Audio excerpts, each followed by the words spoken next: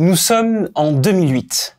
Un certain Satoshi Nakamoto publie un papier scientifique de moins d'une dizaine de pages sur Internet qui va révolutionner le monde des crypto-anarchistes et au-delà.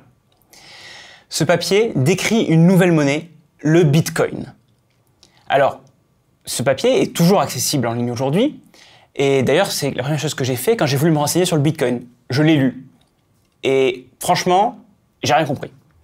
J'ai rien compris la première fois, la deuxième fois, et au bout de 3-4 fois, on peut finir par comprendre quelques bribes.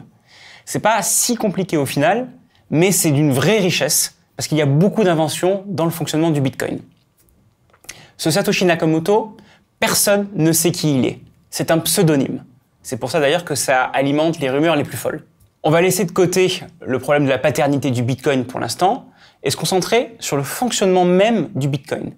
À l'intérieur, il y a beaucoup d'innovations, je vous disais, et l'une d'elles, la principale, que vous avez peut-être déjà entendu parler, c'est la blockchain. Qu'est-ce que la blockchain? Imaginez un livre de compte. Déjà, est-ce que vous savez ce que c'est un livre de compte? C'est un livre dans lequel on écrit qui a donné combien d'argent à qui, à quel moment. Par exemple, dans un livre de compte, comme celui-ci, je vais écrire, première page, le 1er août, Alice a donné 250 € à Bob. Et le 3 août, Bob a donné 30 € à Carole. Et ainsi de suite, page après page, on écrit qui a donné à qui. Ça, c'est un livre de compte. Eh bien, le Bitcoin, ça fonctionne sous forme de très gros livres de compte.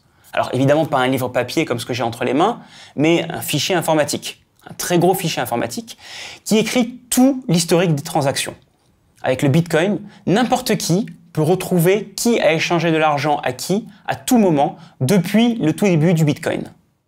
Mais du coup, on ne sait pas de combien chacun dispose. Eh bien si, justement. Parce que c'est écrit dans le livre. En premier, Alice donne 250 € à Bob. Et ensuite, Bob donne 30 € à Carole. Eh bien, en suivant l'argent, on sait combien d'argent il va rester à Alice, combien il va rester à Bob et combien il va rester à Carole. C'est comme ça qu'on sait qui possède combien d'argent dans le Bitcoin. On regarde juste la circulation de l'argent et on peut deviner par déduction, soustraction, addition, combien d'argent dispose chacun. Évidemment, il y a un problème. Vous voyez bien que la place dans un livre est limitée. Que se passe-t-il quand on a fini par remplir toutes les feuilles du livre? Eh bien, c'est là que les autres livres arrivent à la rescousse. On en rajoute un, le livre numéro 2, le livre de compte numéro 2, et ensuite on en rajoute un autre, le livre de compte numéro 3, et ainsi de suite. Ces livres, dans le monde du Bitcoin, sont appelés des blocs. Et comme ils s'enchaînent, on a appelé ça la blockchain. Chaque livre est la suite du livre précédent. Mais ça ne s'arrête pas là. Chaque livre possède un résumé du livre précédent. Donc chaque bloc possède un résumé du bloc précédent au début. C'est ainsi que, par exemple, au début du livre 2, je mets un résumé du livre 1. Et au début du bloc 3, du livre 3, je mets un résumé du livre 2 qui contient lui-même un résumé du livre 1. Les blocs s'enchaînent comme ça grâce à ce système de résumé, ce qui permet d'assurer la continuité entre tous les livres de compte. Ce que vous voyez là, c'est le concept même de la blockchain. C'est l'une des innovations majeures derrière le Bitcoin. Mais ce n'est pas la seule. On emploie beaucoup le mot blockchain dans la presse, dans les médias, parce que c'est un mot, un buzzword, parce qu'on a tendance à vouloir beaucoup l'utiliser pour signifier quelque chose de nouveau. Mais j'insiste là-dessus, la blockchain est une des innovations du Bitcoin, mais pas la seule. Mais comment faire pour résumer tout le livre 1 au début du livre 2? Comment se fait-il que ça puisse tenir sur un simple post-it?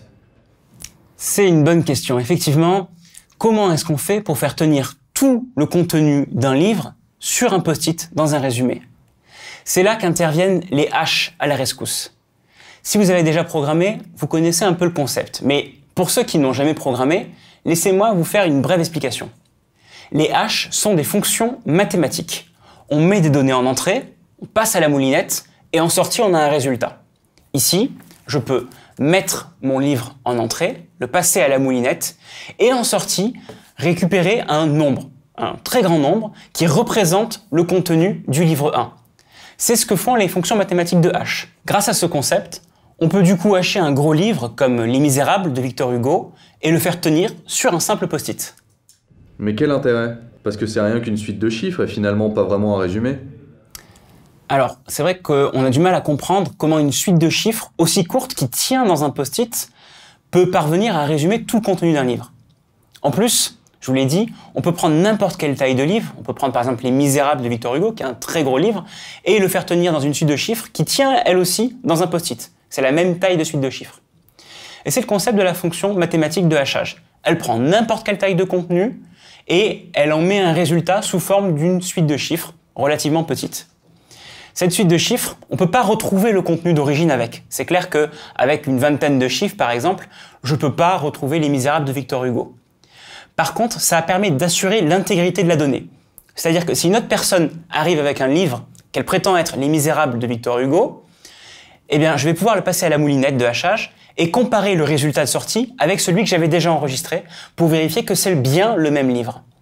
L'intérêt de la fonction de hachage, c'est que si on change ne serait-ce qu'une virgule dans le livre, alors le nombre final n'a rien à voir. Et donc on peut dire que le contenu a été altéré. Alors pourquoi est-ce que c'est intéressant dans le contexte de la blockchain? Eh bien parce qu'on veut s'assurer que personne ne va modifier les livres précédents. Pour dire par exemple, Alice en fait elle m'a pas envoyé 250 €, elle m'a envoyé 1000 €. Grâce à ce mécanisme, on s'assure que personne ne peut modifier le livre d'origine, parce que si je modifie une seule valeur, alors le résumé qui est au début du livre 2 va changer, et du coup, le résumé qui est au début du livre 3, qui comprend le contenu du livre 2 avec le résumé du livre 1, va lui aussi changer. C'est comme ça qu'on assure l'intégralité du contenu de la donnée, et qu'on est sûr que, à partir du livre même 1500, si quelqu'un a modifié le livre numéro 2, alors l'ensemble des résumés serait faussé, et donc on sait que quelqu'un a essayé de tricher. Dans la pratique, le premier bloc a été créé par Satoshi Nakamoto lui-même au tout début de l'année 2009. Et puis ensuite, toutes les 10 minutes environ, un nouveau bloc a été créé et a été rajouté. Aujourd'hui, il y a plusieurs centaines de milliers de blocs dans la blockchain et ça ne fait qu'augmenter. Et est-ce qu'à un moment on ne va pas manquer d'espace de stockage avec toutes ces données? Alors non, vous inquiétez pas. Le contenu d'un livre compressé sur l'ordinateur, ça prend vraiment très peu de place. Et ajouter des centaines de milliers de fois, ça prend pas tellement de place que ça. J'ai pu moi-même télécharger l'intégralité de la blockchain sur mon disque dur, il y a de la place. Et l'espace de stockage augmentant au fil des années, c'est vraiment pas un problème. Ça va? Vous suivez toujours? Allez, faites une pause, respirez un grand coup, on n'a pas fini de découvrir les secrets du Bitcoin. Dans le prochain chapitre, on parlera non pas de la blockchain, mais d'autres concepts novateurs intégrés au Bitcoin.